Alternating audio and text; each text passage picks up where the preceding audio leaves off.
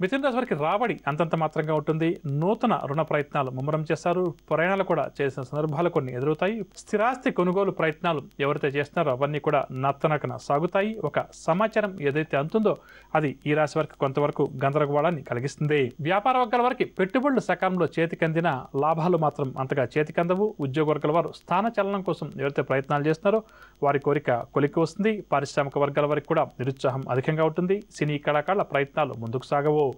విద్యార్థులకు కూడా ఈరోజు కొన్ని అవకాశాలు లభించినప్పటికీ కూడా అంతగా సంతృప్తినివ్వవు. మహిళలకు కూడా మానసిక అశాంతి అధికంగా ఉంటుంది. షేర్ల క్రయ విక్రయాలలో ఆశించిన లాభాలు కష్టసాధ్యమే. ఇక మిథున రాశి వారికి ఇవాళ కాసి వచ్చే రంగు పసుపు రంగు మరియు గులాబీ రంగు. పరిహారాల విషయానికి వస్తే మిథున రాశి ప్రతి ఒక్కరు కూడా శివారాధన చేయడం ఈరోజు చాలా మంచిది. తదుపరి కర్కాటక రాశి.